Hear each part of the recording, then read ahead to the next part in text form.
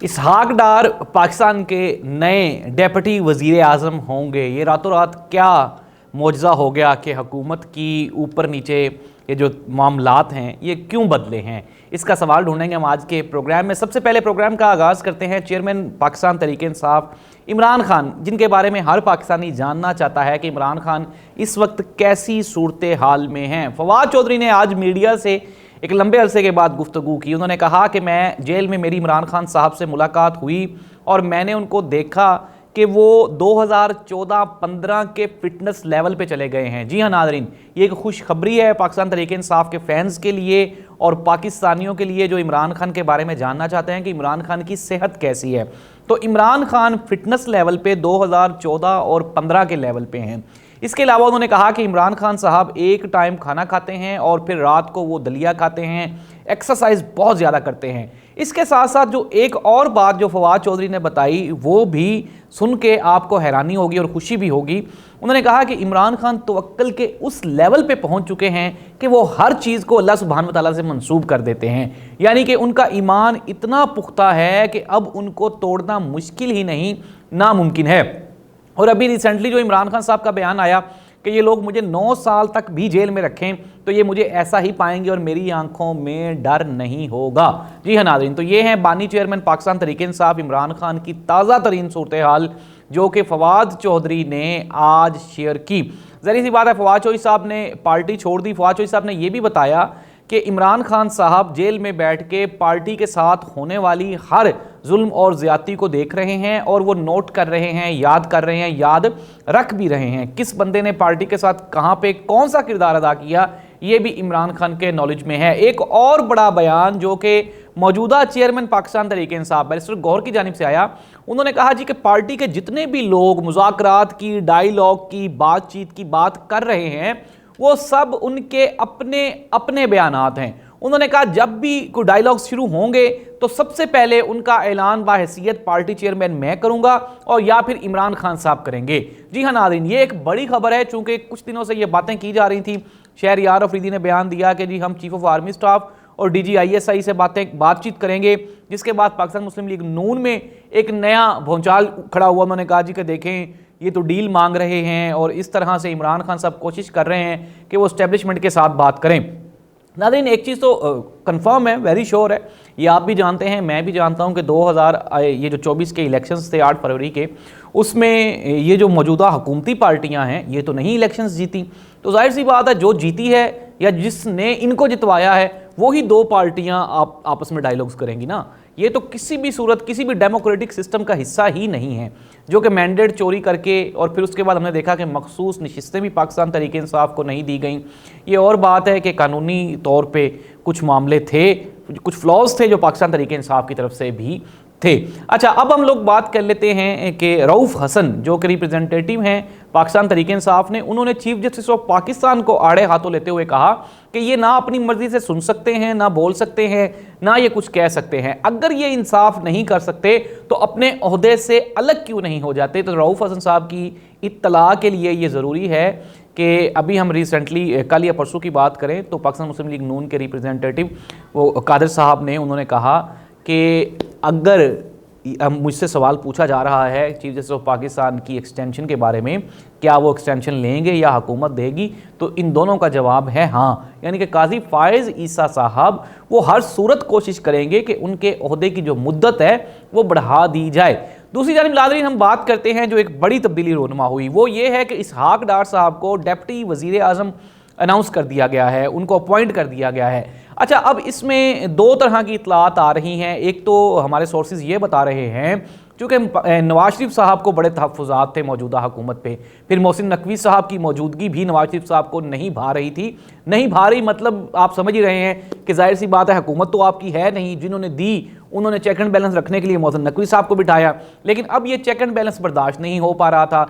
एक जानिब अब कोशिश ये की जा रही है कि मियां मोहम्मद शहबाज शरीफ साहब वो प्रो एस्टेब्लिशमेंट रहें और नवाज शरीफ साहब वो एंटी एस्टेब्लिशमेंट हो जाएं, क्योंकि नून लीग के जो बाअसर और मौसर हल्के हैं उनका ये कहना है कि अगर एस्टेब्लिशमेंट ने हमारे पीछे से हाथ हटा लिया तो हमारे पास तो कुछ भी नहीं बचेगा।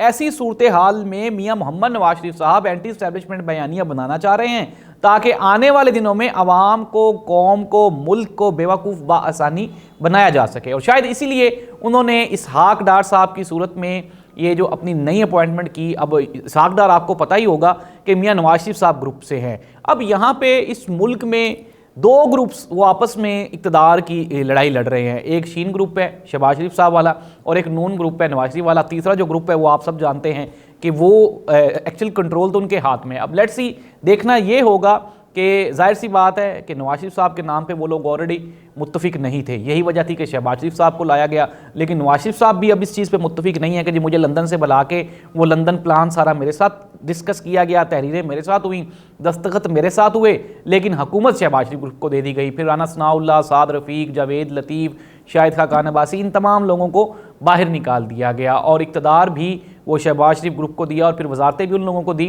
जो कि एंटी नवाज शरीफ हैं। पार्टी में भी पाकिस्तान मुस्लिम लीग नून में वो जो कहते थे ना 1 2 3 धड़े, तो 3 4 धड़े इस वक्त सरगर्म हैं। शहबाज शरीफ साहब अपने लोगों के साथ सरगर्म हैं, नवाज शरीफ साहब अपने लोगों के साथ, मरीम नवाज साहब अपने लोगों के साथ और हमजा शहबाज अपने लोगों के साथ। अनडाउटेडली फ्यूचर में जाके जाहिर सी बात है ये दो ग्रुप्स ही रह जाएंगे, हमजा शहबाज ग्रुप और मरीम नवाज ग्रुप। लेकिन ये बात बिल्कुल भी ये डिबेट से बाहर नहीं है कि पाकिस्तान मुस्लिम लीग नून डिवाइड है। पाकिस्तान मुस्लिम लीग नून डिवाइड है, लेकिन डिवाइड सिर्फ और सिर्फ मौजूदा इक़्तिदार को प्रोलॉन्ग करने के लिए और आइंदा इक़्तिदार दोबारा हासिल करने के लिए। पाकिस्तान के साथ कोई कंसर्न नहीं है। शाहिद खाकान अब्बासी साहब ने कहा, उन्होंने कहा कि इस हुकूमत के खात्मे तक, चाहे ये जब भी ख़त्म हो जाए, पाकिस्तान का मजमूई कर्ज 100 खरब के करीब पहुँच जाएगा। जी हाँ नाज़रीन, तो ये है सबसे चौंका देने वाली, हैरान कुन और परेशानी वाली बात। हम लोग देख रहे हैं कि पाकिस्तान में तबाही तेज़ी से फैलती जा रही है। और अगर हम बात कर लें मौजूदा सूरत हाल की, तो पहले सोलर लेकर आए, फिर सोलर के ऊपर टैक्सेस लगा दिए गए और यही पॉलिसी का फुकदान होता है। एक वक्त हमने देखा था जब सीएनजी पाकिस्तान में लगना शुरू हुए थे तो हर जगह पे पेट्रोल पंप्स कम हो गए थे और सीएनजी पंप्स ज़्यादा हो गए। फिर हमने देखा कि मुल्क में गैस ही ख़त्म हो गई और सीएनजी जितने भी पंप्स थे वो आज तक वो बंद पड़े हुए हैं। सिमिलरली हज़ारों प्रोजेक्ट्स ऐसे थे जो आए और चले गए। नाज़रीन, जो सबसे ज़रूरी चीज़ें थी लाइक दैट, अगर हम बात कर लें पाक चाइना कॉरिडोर की, तो वो भी अभी तक कंप्लीट नहीं हो पाया। इसके अलावा बड़े डेवलपमेंट प्रोजेक्ट्स हैं। इस मुल्क में जो सियासी हलचल है, जो सियासी लड़ाई झगड़ा है, वो ख़त्म होगा तो आम आदमी की बात होगी, आम आदमी के फ़ायदे की बात होगी। अब एक तरफ से ये बयानात, एक और बड़ा बयान पाकिस्तान तहरीक इंसाफ की तरफ से हामिद रज़ा साहब जो कि सुन्नी इत्तेहाद कौंसिल के मरकज़ी चेयरमैन हैं और आजकल पाकिस्तान तहरीक इंसाफ में हैं, उन्होंने कहा कि हम लोग गौर कर रहे हैं कि हो सकता है पाकिस्तान तहरीक इंसाफ दोबारा फिर कौमी असम्बली से इस्तीफ़े दे दे। तो ऐसी सूरत हाल में जाहिर सी बात है पाकिस्तान में एक और नया सियासी अदम इस्तेहकाम जन्म लेगा। मैं बारहा अपने प्रोग्राम्स में ये बता चुका हूँ कि पाकिस्तान तहरीक इंसाफ और इमरान खान को सियासी बातचीत में लाए बगैर पाकिस्तान में सियासी इस्तेहकाम ये नामुमकिन है। और अभी आपने ये भी देख लिया कि इमरान खान जेल में बैठ के पॉपुलैरिटी के अरूज पे हैं, हर रोज़ उनकी डिस्कशन होती है। इवन के हम ये भी जानते हैं, आप भी जानते हैं, मैं भी जानता हूँ कि पाकिस्तान के जो मीडिया है, टेलीविजन हैं, अखबारात हैं, उसमें इमरान खान का नाम तक लेने पे पाबंदी है, नहीं लिया जाता। इमरान खान की डिस्कशन नहीं होती, पीटीआई की डिस्कशन होती है या फिर हुकूमत की डिस्कशन होती है या कुछ और इनडायरेक्टली इमरान खान का जिक्र किया जाता है। लेकिन इसके बावजूद भी अगर हम बात करें सोशल मीडिया की, तो इमरान खान और इमरान खान। ट्विटर बंद करने का जो एक्स ऐप है उसके बंद करने का मकसद क्या था? वो सिर्फ और सिर्फ यही मकसद था कि चूँकि ट्विटर पे पाकिस्तान तहरीक इंसाफ और इमरान खान की इतनी ज़्यादा इन्फ्लुएंस है कि ये लोग 20 साल भी अगर चाहें तो ट्विटर पे इमरान खान का या पीटीआई का मुकाबला नहीं कर सकते। दूसरी जानिब एक तरफ तो पाकिस्तान में मोहतरमा मरीम नवाज साहिबा का ये कहना है कि जी उन्होंने फ्री वाईफाई का ऐलान कर दिया गया, ये 40 मुकामात पे फ्री वाईफाई दिए जाएंगे। इसके साथ ही साथ पाकिस्तान की हुकूमत ने एक और भी ऐलान किया जिसमें सोशल मीडिया पे पाबंदियां लगाने का सोचा जा रहा है। उन्होंने कहा जी कि सऊदी अरब और चाइना की तर्ज पे वो जो कंट्रोल क्लाउड्स होते हैं वो हम लगाएंगे, जिससे जो सोशल मीडिया है वो कंट्रोल हो जाएगा। नादरीन, एक चीज़ तो रोज़े रोशन सी अयां है कि मौजूदा PDM गवर्नमेंट 2, ये जो PDM 2 की गवर्नमेंट है, ये किसी भी सूरत आज़ादी इजहार राय को ये नहीं चलने देंगे, क्योंकि ये इनके नुकसान में है।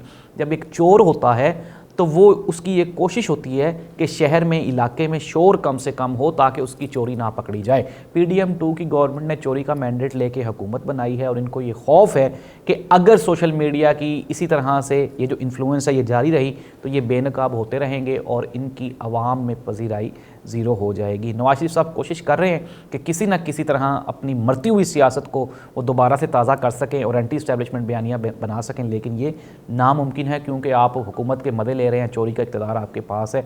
ऐसी सूरत हाल में आप एंटी इस्टेब्लिशमेंट बयानियाँ नहीं बना सकते। अवाम के लिए कोई रिलीफ नहीं है, लेकिन 100 खरब के कर्ज़े ये शायद खाकान अब्बासी साहब की तरफ से अवाम के लिए वार्निंग है। अल्लाह इस मुल्क का हामी नासिर हो। अल्लाह हाफ़िज़।